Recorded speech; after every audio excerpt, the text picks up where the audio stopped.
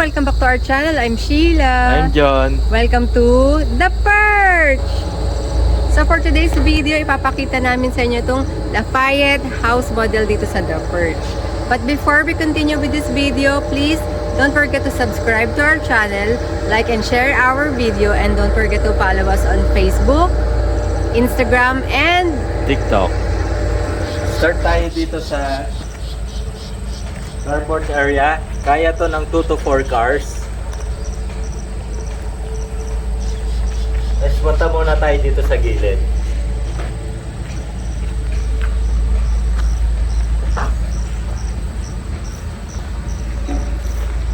So ito yung side niya. Tapos kung mapansin nyo dito sa backyard niya, maluwag pa.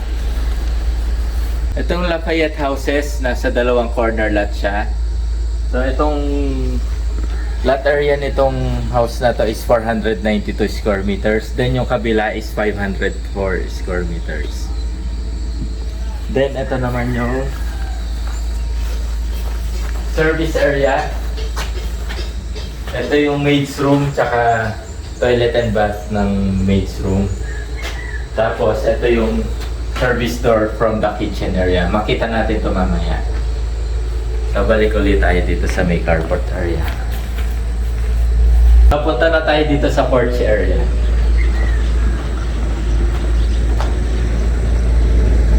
So mula dito sa porch na to, since corner siya, so maliwalas yung ambience dito sa side na to.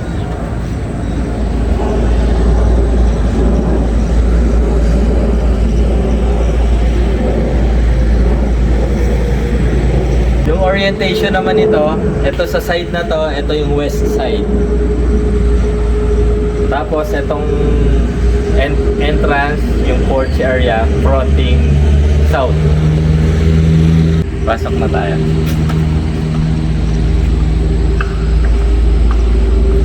So from the main entrance, ito ang living area. Then dining area, may access siya sa lanay.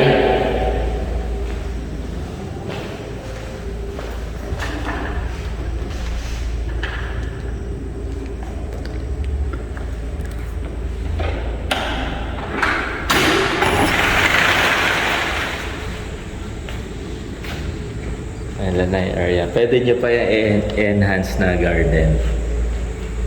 Then dito yung kitchen area. Sa kitchen area meron kang utility room.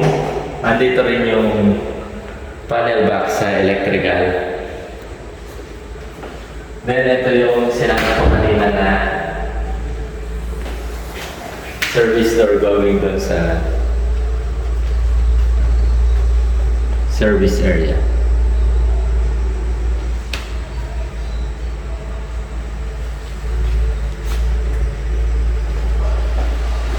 Dito sa ground floor, meron isang bedroom.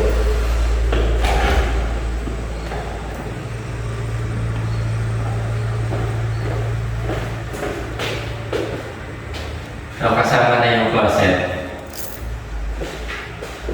Kasama na itong closet na made of laminated wood. Then, may toilet and bath sarili.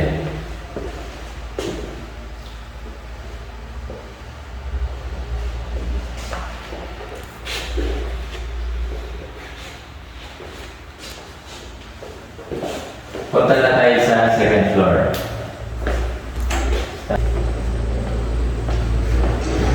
Bago pala tayo magpunta sa second floor, may space dito sa ilalim ng stairs, so pwede siya storage area. Or kung may kids pa kayo, pwedeng play area ng mga bata. Akyat na tayo sa second floor.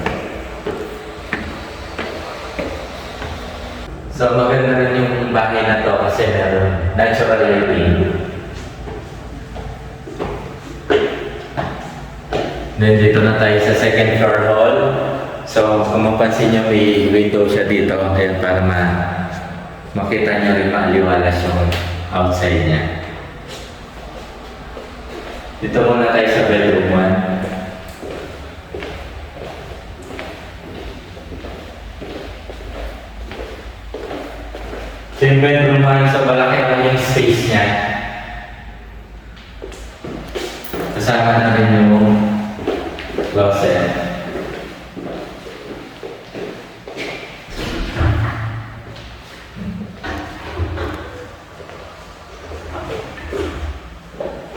So, ito yung toilet and bath nitong bedroom na to. Nakalabang siya. Next natin itong isa pang bedroom.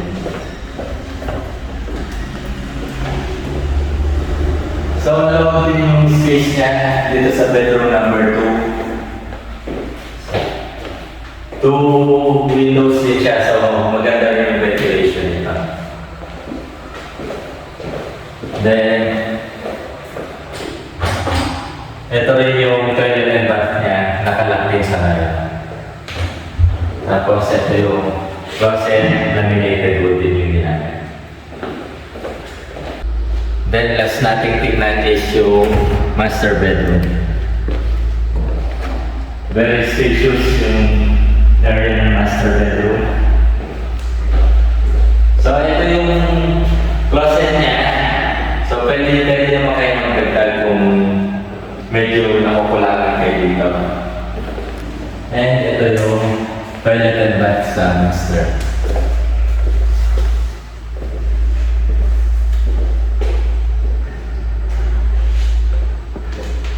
Then from master bedroom, accessible siya sa balcony.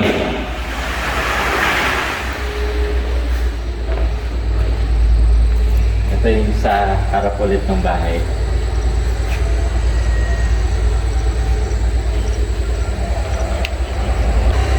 So, pasok na ulit tayo. Wrap up na tayo. So, itong house na to, nasa 237 square meters yung floor area. Yung lot niya, yung nabanggit ko kanina, itong bahay na to, 492 square meters. Yung kabilang bahay is 504 square meters yung lote.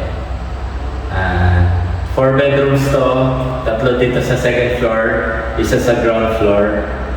Plus maid's room with toilet and bath, tsaka service kitchen, and lanai area.